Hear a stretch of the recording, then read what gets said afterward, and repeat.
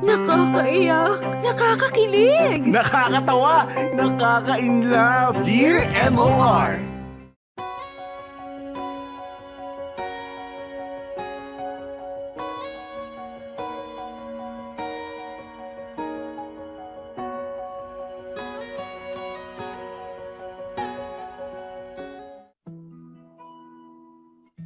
Dear MOR, magandang araw sa inyo Popoy and Bea at hello na rin sa lahat ng mga kapwa kong kamorkadang nanonood at nakikinig ng inyong programa. Please, pakitago nyo na lamang ako sa pangalang Richie, 27 years old, and I am working as a manager dito sa Mandaluyong. Popoy at Bea, napasulat ako sa inyo ngayon kasi gusto ko sanang ibahagi ang kwento ko at ng girlfriend kong si Nika. Marami ang nagsasabi na may mga tao na nagpapatuloy sa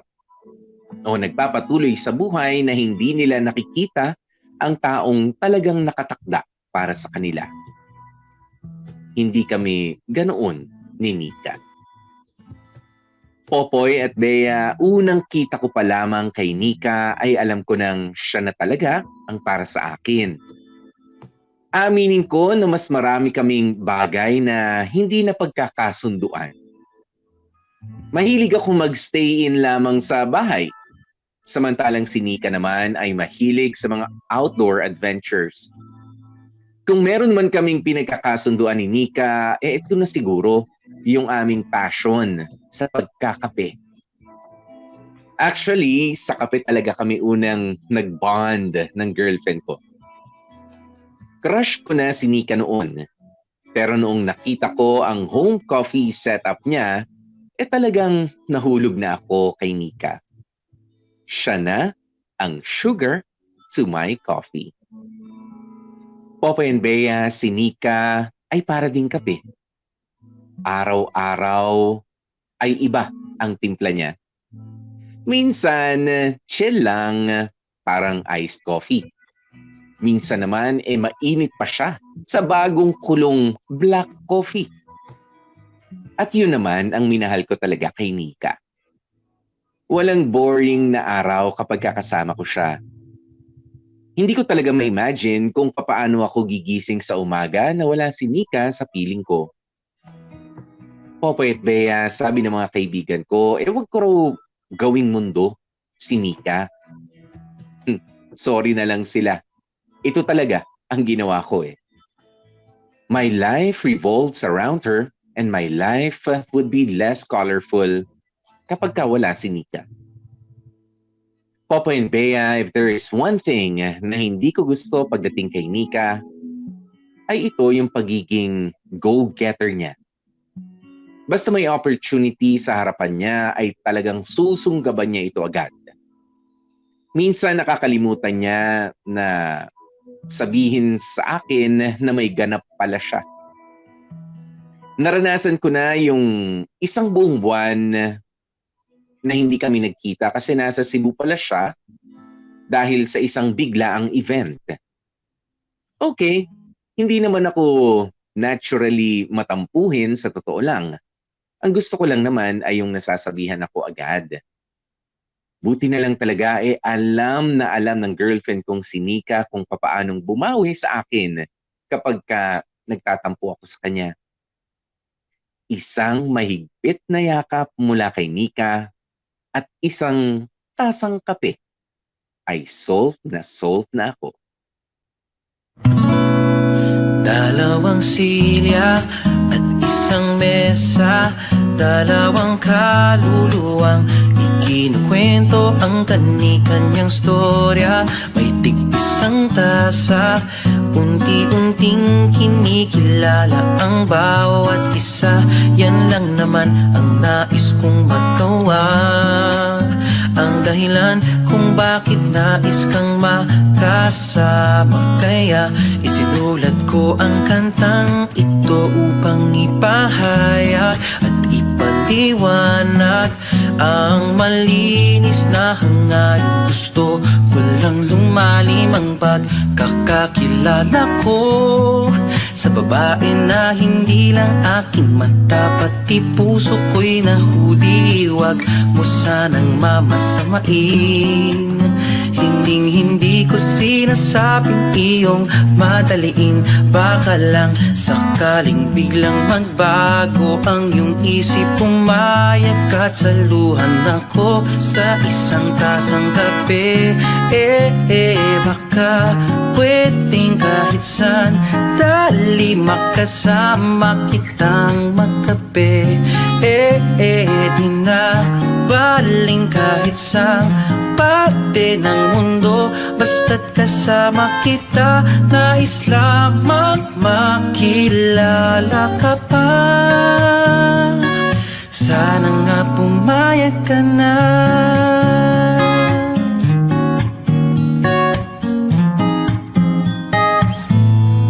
Ikaw nang may sabi, di ka komportable, kasi you've never been on a date before. At di ka rin sure kung mapagkakatiwalaan mo pa ang isang tulad ko. Hayaan mong sabihin ko sa iyong di ko inaasahan na magustuhan mo ako. Nais ko lang malaman kung ano bang meron sa'yo, at ako'y napapanatag sa Diyos. Hiniling na sana mabigyan ng pagkakataong makilala ka't magkape. Baka pwedeng kahit saan, dali makasama kitang magkape. Di na baling kahit saan parte ng mundo, basta't kasama kita. Nais lamang makilala ka pa. Sige na, pumayag ka na. Ayoko lang naman ang manghinayang pagsisihan na di ko sinubukang makilala ka't makilala mo rin ako. At kung mangyayaring magustuhan mo, dun natin simulan ating kwentuhan sa isang tasang kape. Baka pwedeng kahit saan, dali makasama kitang magkape. Di na baling kahit saan parte ng mundo, basta't kasama kita. Nais lamang makilala ka pa. Sige na, pumayag ka na.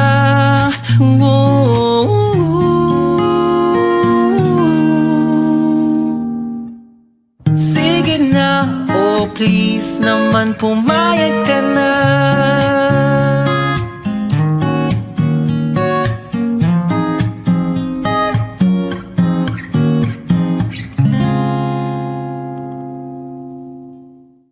Dear M.O.R. Ang mga kwento ng puso mo. Mga kapamilya, oras na natin. It's 33 minutes makalipas ang alauna ng hapon. Yun naman pala, tampo-tampo ka pa. Gusto mo lang pala ng kape at ng yakap. True. Although, katapo-tampo naman talaga yun, yung ginagawa Oo. ni Mika. Alam mo, there's nothing wrong with being a go-getter, being dedicated with your work, being passionate. As long as pinapaalam mo naman dun sa lablab mo kung saan kagugora, lalo na kung yung ginagawa mo is kailangan mo mag-travel. Ako aning talaga ako sa mga ganun, Popo. Yung sasabihin na lang sa akin, aalis na? O di naman kaya sasabihin na lang sa akin, ayan na, nakaplano na. Wait, dapat yata pinag-usapan muna natin to, no? Para, alam mo yon, hindi ako nasusyukit at hindi ako nagugulat na lalayas ka pala. Yung mga biglaan kasi, yung mga ganyan, ay, ayoko ng ganyan, bititit. Dapat ano yan? Biglaan. Tapos halos isang buwan, sabi ng letter sender natin, halos isang buwan siyang malayo, nasa Cebu. Biglaan. Dahil sa mga ganyan. Oy, huwag kayong ganyan, mga kamorkada, ha? Shoutout kay Renny Boy. Hey! Tsaka kay Donya May. Hey! Biglaang naging sila. Wag naman din biglaang mawala. Oo, kapagka may mga may mga kunwari may mga trabaho kayo or lakad kayo, walang masamang ipaalam. I mean, not necessarily magpaalam, pero yung ipaalam doon sa sa lablab ninyo, kung saan kayo Mhm. pupunta, kung anong araw, kailan kayo babalik, 'di ba? For din 'yun, for peace of mind purposes ninyong dalawa. Ayoko talaga yung gano'n, Yes. nagkakagulatan na lang. Oo, okey lang naman 'yun 'no, ibig sabihin lang kapagka go-getter ang, isang tao ay hindi ito nagpapalipas ng, opportunity, 'di ba, So na nasa true. harap niya, 'di ba, at masarap makasama yung, gano'n. But of course, you have to be considerate, 'di ba, of other, people's naman, lalo na kung karelasyon mo or kapamilya mo. 'Di ba, unang-una, Bea, hindi naman sa hindi naman sa natatakot tayo sa mga nasa balita ngayon, but it happens. Yeah. Sa ngayon na ang alam mong pinuntahan ay trabaho, yun naman pala ay na-scam na. 'Di ba? O kaya Mm. naman ay napasama sa maling grupo, nasaktan o naabuso yung partner mo kasi these are syempre gusto ko rin naman tanungin as a partner, 'di ba? Kung ako rin naman si Richie, sino ba mga kasama mo? 'Di ba? Yeah. Safe ka ba sa kanila? Bago mo lang bang grupo 'yan na nasamahan kasi baka naman gawin kang drug mule niyan. 'Di ba nakikita natin 'yan, Bea? Mm. Kumbaga, o sige, magpupunta ka lang dito, kita ka ng ganitong pera, o sige. Pero 'di ba, wag din tayong let's be considerate. At Mm. okay lang yung matanong-tanong tayo, pero syempre iba naman din kasi kapagka nakakasakal naman yung mga nagtatanong na sa'yo. 'Di ba? Kung ganong klase ng partner ka, nakakainis. Pero sabi nga ni Richie, hindi naman ako ganong klaseng partner. Gusto ko lang Mm. rin yung alam ko bago ka man lang umalis, hindi yung may ticket ka na. Ibig sabihin may oras ka para sabihin, meron Pero ka sa plane hindi ticket, Bea. Yes, sa plane ticket kasi i-surrender mo diyan syempre yung full name mo na nakalagay sa ID. May oras ka nga para i-coordinate sa kanila yun tapos yung sabihin man lang dito oo. sa katabi mo, ito yung naamoy ko lang yung utot nito kanina sa sobrang lapit 'Di ba hindi mo pa nasabi na may racket nga pala ako sa ganitong lugar, 'di ba? Teka lang, 'di ba? That's also unfair. Be considerate. Totoo, oo. Lalo pa kung ang jowa mo, 'yan, katulad ni Richie na ewan ko lang ha kung ito ay magiging issue ba kasi ang sabi niya dito binanggit niya na my life revolves around her and my life would be less colorful pag wala na si Mika. So far sa nakikita ko nasa healthy side pa siya ng my life revolves around her as long as ginagawa pa rin niya yung thing niya. Meron pa rin siyang sarili niyang anong tawag dito, disposition at hindi siya all about his girlfriend. I don't see anything wrong with that statement as long as Aha. hindi niya sinasakal etong si Nika at ginagawa pa rin niya. Meron siyang sariling mundo din on somehow. Yung trabaho niya, kung meron siyang hobby, and kinikita pa rin niya yung mga friends niya, 'di ba? Ako okay lang ako, wala akong nakikitang problema doon. Sana hindi maging problema Yes. 'yon, Richie, sa Sana. second part. Oo, Dahil may sana second kasi part. nga sabi nga ng isang komento rito 'no, siyempre nakibasa ako, nakita ko Bea, sabi ni Sino dali yan? ba't nawala? Ano ba 'yan, Nawala. nandun na Si Kevin Binuya sabi Ay, niya, si "Isa lang Kevin. naman ang gusto ko yung makapiling ka." Hmm, yun. Yun. Kevin Pinuy. Salamat may Na padulas ka. sinundan pa ni Paul Santos. Matagal ko na siya gustong makapeling. Sino bang sinasabihan, Bea, ni Paul Santos na mas matagal niya nang gustong makapeling? Ayaw mo ko Sino ba? tanungin to kay Chico po. Charot. Hmm?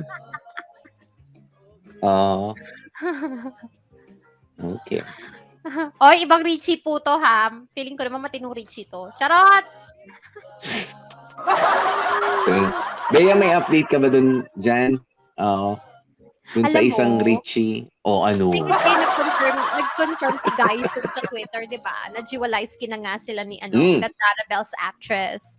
Tapos napansin ng mga netizens na yung mga frenelins ni Gandara Bell's actress, parang gina-joke time yung yung chika sa Twitter nito ni Bolero Boy. So parang pinapatotoo tuloy na hala, baka trulo din chika nenes na meron siyang ibang girl lalo, etong si Bolero Boy at na Juliet Daza ng bonggang-bongga. So hindi natin sure. Pero knowing na yung mga frenelins ni Babahita, chumichika, chuwa-charlotte na wikitit, asus, yung mga ganun-ganong chika. Baka sa true nga. Diba? Okay. Yun na, isang mabilisang lang para sa mga sa mga Hindi naman, diba? Bakit young ako? basketball player and showbiz personality. Yeah. Oo. Bakit? Tawa naman yung chika mo. Nagkataon lang nagkataon lang. Pero ibang Richie ito. Ayan, sa kape. Nang dahil sa kape, nagkakilala sila ng kanyang girlfriend na si Nika. 'Di ba? Tapos, syempre, katulad ng ibang mga magkakarelasyon, along the way, meron din talagang magiging problema. Syempre, imperfect ka. Imperfect din ang nakapartner mo. Ayan, pero baka naman sumagad itong mga pangyayari sa mga susunod na eksena. 'Di ba, mga kapamilya? May second part May second part. So far, so good. Itong si Richie and si Nika. Ay, iba po yung spelling unang-una ng Richie. R-I-C-H-I-E. Tsaka isa pa, hindi niya tunay na pangalan ito. Di ba sabi niya, please pakitago na lang ang pangalan ko. At minsan, Bea, talaga nakakatakot na meron yung pakitago na lamang po ko sa pangalan ganito. Kasi may second part yung kwento May second part mahirap na. Halika na dahil ang oras na nga po natin 1:41, 19 more minutes to go before 2 p.m. I-share nyo pa po ang ating kwento para naman natutuwa. Sabi ko nga sa inyo, di ba? Merong mga nandyan sa sa comment section si Joyce Dong.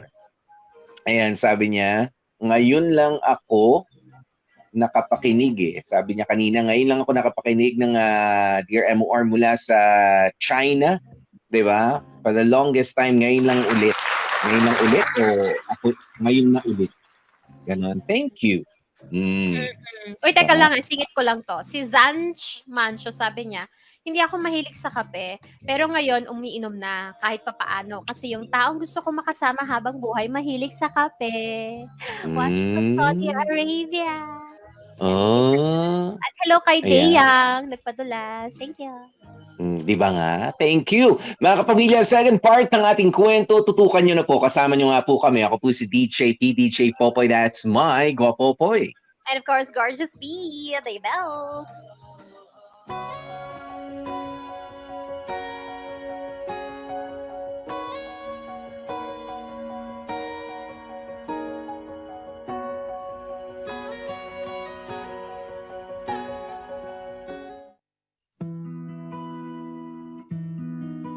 Popoy at Bea, tulad nga ng nasabi ko kanina ay talagang go-getter itong si Nika. She never backs down from any challenges. Talagang sugod siya ng sugod basta merong tsansa. Nawawala ako sa isip niya kapag may opportunity na dumarating sa harapan niya. Laging sinasabi sa akin ni Nika na kailangan mong umaksyon agad kapag may dumarating na chance. Popoy at Bea, dito na medyo gugulo ang kwentong pag-ibig namin ni Nika. Out of the blue ay nagaya itong girlfriend ko na mag-coffee date daw kami. Ramdam ko kaagad na may seryoso kaming pag-uusapan at hindi nga ako nagkamali. Popoy and Bea, apparently, Nika accepted an offer to work sa New Zealand. Alam niyo, okay lang sana kung ang pag-uusapan namin ay kung okay lang ba sa akin, nalilipad siya patungong New Zealand to work. Ang kaso, hindi yun na nangyari. She already bought her tickets and okay na yung visa niya patungong New Zealand. Lumabas kami para mag-coffee so she can tell me na aalis na siya in 2 weeks' time.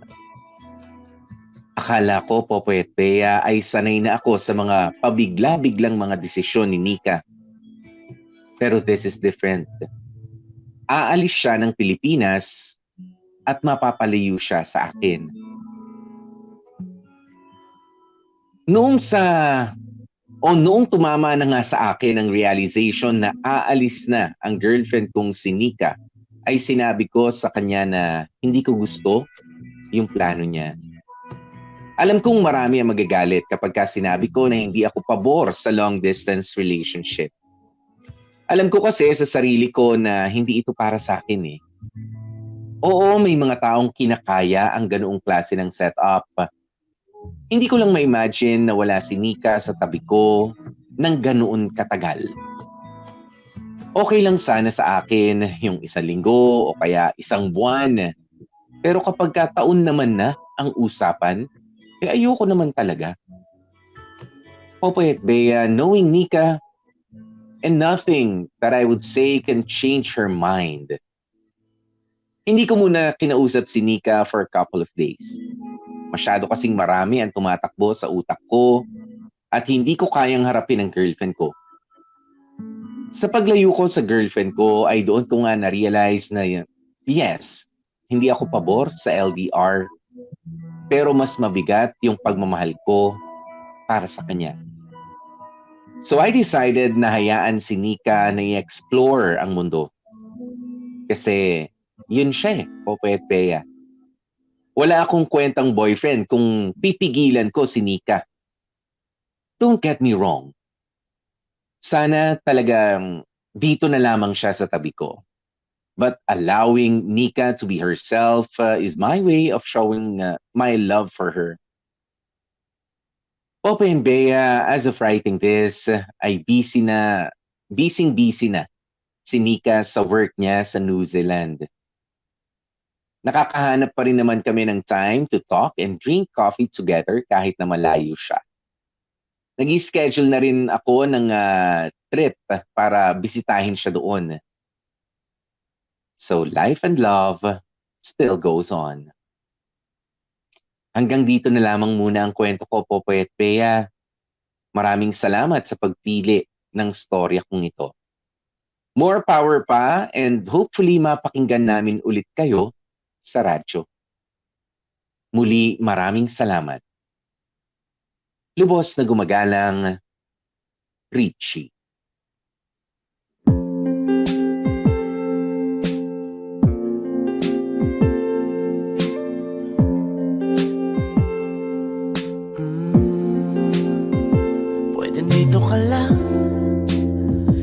Pwede dito ka lang muna. Parang natira-ati, lagi-lagi kang kasama. Nakatitig na lang sa mga pics mo sa social media. Oras na sasayang, nasasanay na akong mag-isa. Dito ka na lang sa aking tabi. Di mo ba napapansin, iba ang ihip ng hangin. Lumalamig, naririnig ko ang pagbilis ng pintig ng dibdib. Kaya dito ka na lang sa akin at huwag nang lumayo.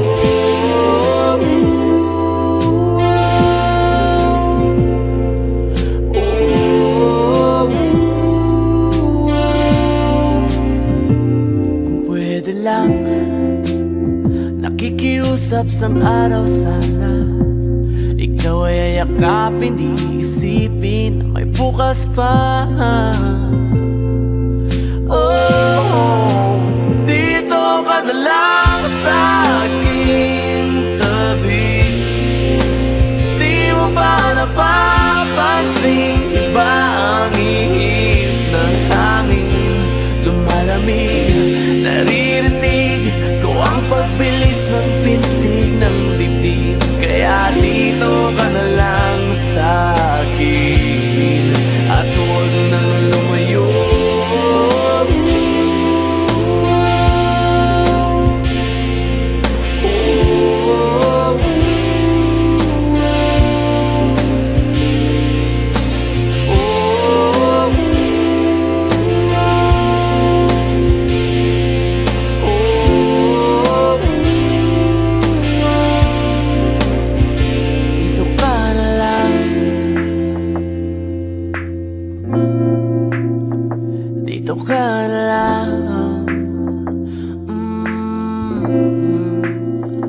dito ka na lang. Oh, oh, dito ka na lang. Dito ka na lang sa aking tabi. Di mo ba napapansin, di ba ang ihip ng hangin lumalamig? Naririnig ko ang pagbilis ng pintig ng bibig. Kaya dito ka na lang sa akin. Dito ka na lang sa akin tabi. Di mo ba napapansin, di ba ang ihip ng hangin lumalamig? Naririnig ko ang pagbilis ng pintig ng bibig. Kaya dito ka na lang, dito ka na lang. Kaya dito ka na lang sa akin. At huwag nang lumayo.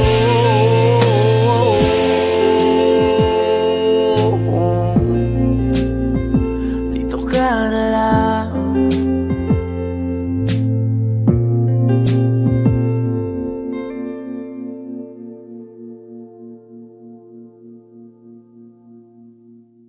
Dear M.O.R. Ang mga kwento ng puso mo.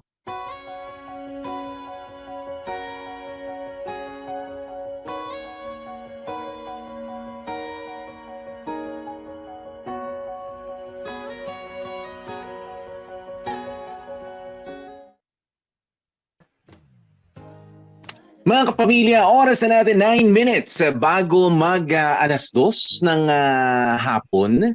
Ayan, at eto na nga, yung hindi pa tapos ang kwento nitong si Richie at si Nika, pero kita nyo naman, gumagawa ng paraan. 'Di ba? Pwede naman pala gagawan ng paraan kapag ka medyo LDR. Ikaw, Bea, okay lang ba sa 'yon? Yung alin, yung LDR? Sige, pumayag na lang rin.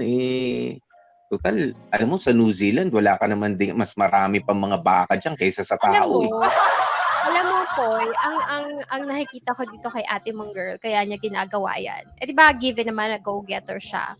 And I feel like, feeling niya, kapag ka sinabi niya beforehand sa jowa niya, feeling niya baka mag-react yung jowa niya. No, wag.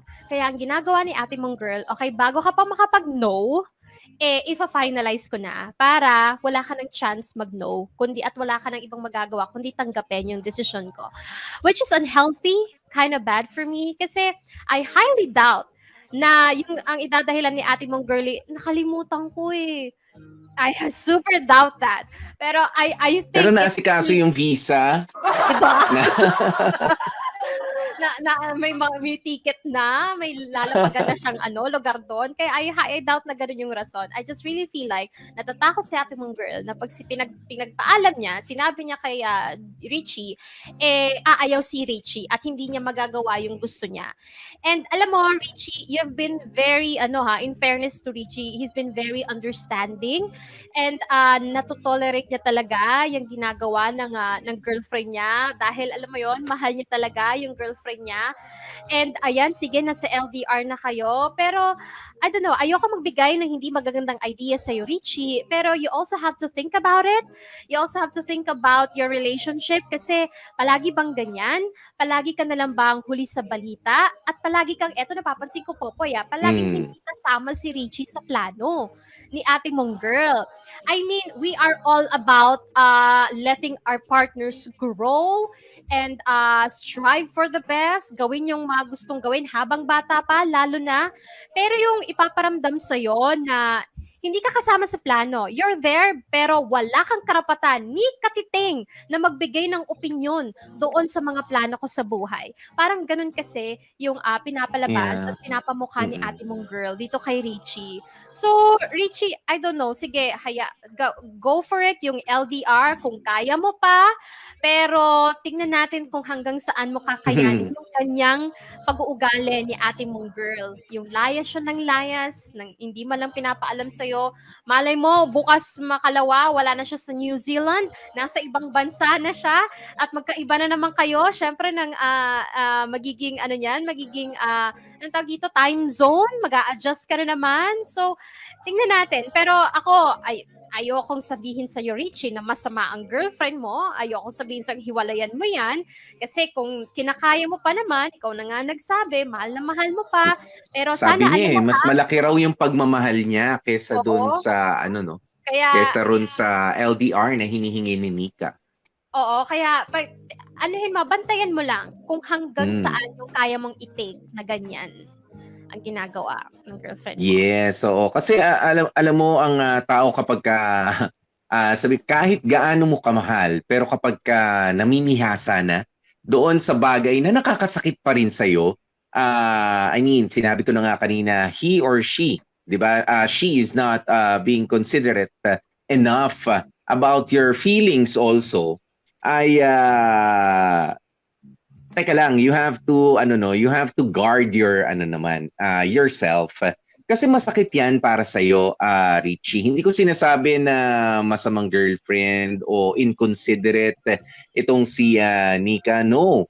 'Di ba? Pero kailangan kasi matutunan ng bawat isa sa atin, 'di ba, na meron tayong anong tawag mo rito? Meron tayong responsibilidad lalo na if we are in a relationship with someone, 'di ba? Doon sa mga bagay, 'di ba? Sa mga bagay na ginagawa rin natin. Ayan, 'di ba? Meron tayong responsibilidad na hindi naman pwedeng hindi, ito nagustuhan ko, ito na lang, take it or leave it. 'Di ba? Buti kung businessman ka at talagang sagad ka na sa tawad, take it or leave it. But this is not a business, 'di ba? This is not a business proposal or this is not a business deal. This is a relationship. Okay? This is a relationship na kailangan mas mahaba yung PC natin at hindi lang naman kayo basta friends. 'Di ba? Mag-boyfriend, mag-girlfriend kayo, you can see your future with her, pero can she see the future with you o talagang hindi, ako lang muna? Pero isa pa na you have to try to kumbaga medyo kalkalin mo ng konti, Richie, is ano bang klaseng buhay yung pinanggalingan ni Nika before you? Kasi pwedeng mas maintindihan mo kung bakit siya ganun sa ngayon. 'Di ba? Kung sakasakali nanggaling siya talaga o nanggaling siya, malalaman mo nanggaling siya sa mahirap na pamilya na para bang walang opportunities na dumarating sa mga magulang niya or even sa kanya. At a very young age ay talaga naging, sabihin na natin, hindi naman oportunista pero go-getter nga siya. 'Di ba? Kapag kasi sinabi mong oportunista or opportunist, parang nega, no? nega yan eh. Nega yan. Kumbaga, medyo may pagka-greedy yan eh. 'Di ba? Greedy. Okay? Sakim. Ayan, pero kapag go-getter, kumbaga talagang pagka may magandang opportunity na dumating sa harap ko, i-grab ko yan. Baka kasi dun siya nanggagaling. 'Di ba? Baka dati napaka-passive niya, 'di ba? Or yung pamilya niya hindi nabigyan ng ganung pagkakataon at siya ngayon ang merong ganon. You can learn from this. 'Di ba? You can learn from this by talking to her heart to heart. 'Di ba? Kaya tanungin mo na rin siya, 'di ba? Sa pagtatapos ng interview mo sa iyong girlfriend, bakit siya naging ganun is when is this going to end? 'Di ba? Kapag ka ba nakapag-ipon ka na ng ganito, ay medyo marerelax ka na, masasabihan mo na ba ako ng mga future plans mo, mai-involve mo na ba ako, 'di ba? Ma-incorporate mo na ba at may isip mo na may boyfriend ka rin that you have to talk to muna, ayan, bago ka gumawa ng mga big decisions, 'di ba? Kaya ganoon. But for now, okay lang naman muna para sa akin. Okay lang kung kinakaya mo pa, pero when the time comes at ngayon kung may oras ka, 'di ba? You may want to learn something from Nika before you, 'di ba? What's her story before you came into her life? I just hope na this is just going to be a phase para sa inyong dalawa, na eventually Nika would learn how to involve you, lalo na kung nakikita niya ang sarili niya nakasama ka, well, hopefully habang buhay, and eventually she would pwede naman nating sabihing kumalma. Kumalma sa pagkuha ng mga iba't ibang opportunities at i-consider nga yung welfare ng relationship ninyo. Basically, we just hope for the best for the both of you, no, Richie Mhm. and Nika. Sana lang magkaroon kayo ng common ground at pag-usapan nyo yan ng maayos. Kasi ang problema lang naman ni Nika is sobrang go-getter. Hindi nga lang nagpapasabi, pero wala ka na pang problema when it comes to loyalty and alam mo yon, pagbibigay niya ng pagmamahal sa'yo kasi nakakapag-usap naman sila. So, usap lang talaga ang kailangan dyan. And I hope magkaroon kayo ng common ground at maayos nyo yan. At eventually, Mhm. makita mo at magkaroon ka ng assurance na Nika wants to be with you for like, for a very long time or for the rest of your life. At hindi lang siya puro trabaho, trabaho, trabaho at accessory ka lang sa buhay. Yes. Sana hindi ganun. Yun. Ayan. Kailangan din kita. 'Di ba? I need you to be here. I mean, emotionally at sa mga decisions mo, sana nandun din ako. Oo, hindi man yung primary ano tawag mo diyan, na consideration. At least secondary, tertiary. Oo, nandun naman ako. O, hindi yun sasabihin mo na lang ako, meron ka na palang plano. After all, a relationship it's a two-way process. 'Di ba? Hindi pa pwedeng you are in a relationship pero ang mga decisions na ginagawa mo ay individual decisions lang. 'Di ba? Thinking na you're one in the relationship ay wala ring emosyon. Buti sana kung walang emosyon o wala ring ibang ginagawa yung kapartner mo. If you're in a relationship with pillow, halimbawa, sa isang unan, siguro you can decide on everything. 'Di ba? If you're in a relationship with a bottle of water, siguro, hindi naman tao yan eh. Kahit saan mo bitbitin yan, okay lang yan. Pero tao kasi ang karelasyon mo. 'Di ba? Tao ang karelasyon mo. You have to be considerate of other people's emotions also. Ayan. O sana Richie nakabigay kami ng perspective sa'yo na makapagbigay naman ng hope at hindi naman makaka-feel ka ng hopelessness. Oo, para maayos yung relationship ninyo. Eto, basa tayo papaya. Meron ako nakita. Sige, basa ka, ang dami dyan eh. Kasi dito sa FB, parang nagkikwentuhan yung iba aside from Gail Enriquez. Sabi ni Kevin Binuya, Thank you, Gail. para sa akin, mag-cool off na lang kayo. Kung talagang kayo talaga. Kasi pag pinigilan mo siya, baka in the future, isumbat pa sa'yo na pinigilan mo siya. Kung mahal mo siya, hayaan mo siyang umalis. Yun ang nga problema, Kevin Binuya. Wala na siyang chance para kumuda, tsumika. Dahil, binakura na talaga ni Nika yung mga plano niya sa buhay nang hindi kasama si Richie. Sabi ni Joanne Saoy, a go-getter girlfriend needs an understanding and supportive boyfriend. I just hope na wag kang masanay masyado, Kuya Sender, na hindi ka niya sinasama sa plans niya. Again, you have a relationship. Dalawa kayo dyan. Sabi ni... At ang pinaalalahanan pa si Richie, siguro paalalahanan din natin si Nika. Paalalahanan din natin talaga si Nika. Oo. Uy, pero iba tong chika ni Paul Santos. Di lang siya nagsasayang ng oportunidad. Madali lang yung LDR yan. Araw-araw lang kayong mag-away. Nakaka-relate, Paul Santos. Ganun ba talaga ang sikreto to a successful LDR? Mag-away araw-araw. Sabi ni MJ Rivers, lifestyle ni girl, hindi pang relationship. Yung pagka-independent niya and kinda selfish, not considering you and how you feel. Cheers to coffee na lang tayo, Brad. Good luck sa love life mo. Sabi ni, ang tawag dito ni MJ Rivers. Si Renny Boy, chika niya dito sa YouTube, na-restrict po yung account ko sa FB. Kaya dito muna ako. Renny Boy, hindi kami Iba kasing ginawa mo. Ano ba Ano kasi yung ginawa ginawa mo? mo? Kasi parang na-detect ng Facebook mismo na meron kang activity para kang nagiging troll or something like that. Baka ang dami kang nilike, dami kang, I don't know, shinare, whatsoever. Hindi kami yan nag-ban sa'yo, wala ka namang ginagawa eh. So, hindi namin alam ba't ganyan. Pero hindi kami yan, yung Facebook yan. Next, I see, ayun pala. Sabi ni Yon, Brian, si Paul Reboriano, sabi niya, kung mahal mo, let go. Basta wag mamimigil. Let him or her get her happiness. Just trust it. Ano? Okay, sige. Magtiwala lang, wag mong pipigilan. Yon. Salamat, Paul. sabi ni Bri Christopher, kung career first si girl, dapat career first ka din muna para patas lang. Pwede rin. No? Actually, Pwede rin.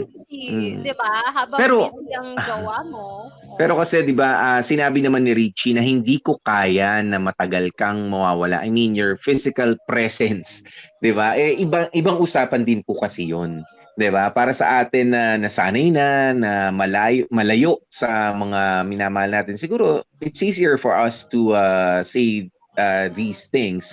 Ayan, pero para sa kanila na nag-uumpisa pa lang, we can only give you yung words of encouragement na sige, kaya mo yan. Ayan, pero of course, mahirap yan. Di ba mahirap yan? Lalo na kung first time yung magkakalayo ng Very sabihin, long. malapit lang naman ang New Zealand sa Pilipinas. Ayan, sige, malapit. Pero syempre may gastos at limitado lang rin naman yung oras kung sakasakali magkita kayo. Plus of course, the fact na iba yung ginagawa mo roon, iba rin yung ginagawa mo na rito. I mean, yung way of life, di ba? Ay nag-iba na. Tapos meron pa silang, ang common ground nila is drinking coffee. Di ba? Papaano yun? Yun na nga lang yung bonding natin, nawala pa sa harapan natin. Di ba? Simple lang naman, pero physically, I can't be with you. So, yung mga ganun, kailangan din nating i-consider yan. Pero pwede nga rin, you make yourself busy, but not too busy to the point na wala, magtatawagan na lang kayo, hi, nandito na ako sa bahay, safe na ako, pahinga na ako, bye. Kapag ganun. Wag naman ganun, wag ganun ka-dry. Kapag ka-dry na, wala na yun. Oo. Pero wag ka rin magpaka-extreme na magpapakalugmok at ang tawag dito, magmumukmok sa kwarto mo dahil yung jowa mo ay nasa malayo, 'di ba? Work on yourself din. Oo. Balance lang talaga ang kailangan. Yung dalawa actually, with career and love life. May sinabi sa iyo si Papa Piolo Pacquiao. Si Papa Piolo Pacquiao, you allowed your GF to treat you like a disposable commodity. Napaka-submissive mo naman. So, laglag tuloy yung mic ko. Ganon. Papa Piolo, a disposable commodity. Para Relax kasi lang. sinampal ng ang tawag dito, insulto, Papa Piolo Pacquiao. Yeah. Real talk lang naman yun ni Papa Piolo. Totoo naman. Kasi pinamihasa mo eh. Di ba? Pinamihasa mo siyang ganoon. So, So true. ganyan pa rin siya hanggang ngayon. Di ba? You have to address yung ganung ugali niya o nakasanayan ni Nika one way or another. Di ba? Kailangan mong i-address din yun. Para sa mga future pa na decisions na gagawin ninyo. Okay? Ayan. Hello kay Bri Christopher. Ayan. Pa-shoutout daw sa red hair ni Bea. Hi, thank you. San pa?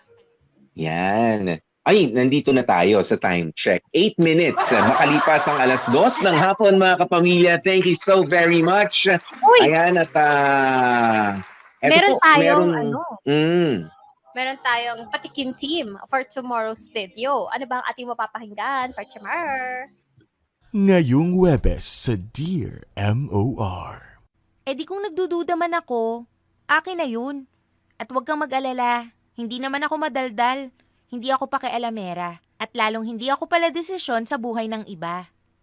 Hashtag Dear MOR. Sikretong malupit. Ay, Diyos Naku. ko, magkakalabasan na po tayo ng mga sikretong malulupit tomorrow po yan. Sikreto na nga, malupit pa. Teka lang. Kailang hirap pa sabihin yan sa sambayan ng Pilipino, saan man sa mundo. Kaya naman halika na. Mga kapamilya, bukas magkita-kita po ulit tayo dito. No? Maraming salamat sa lahat ng mga nagpa-super sticker, nagpa-super chat, nagpa-stars sa atin. Thank you. Tomorrow, gawin niyo po ulit ang magandang nakagisnan nyo yan. Yan ang pamihasaan nyo. Yung mag-send ng mga ganyan. Yan ang magandang makasanayan ninyo. At syempre, maganda rin ang pagiging pagsasama pa natin sa mga susunod. Nakasama niyo po kami. Ako po si Dean Shay PDJ Popoy. That's my Guapopoy. Gorgeous B, Bea Bells. At syempre, ang lagi namin paalaala, you stay safe, stay healthy, at kahit ano nga po mangyari, mga family, stay in love and stay happy.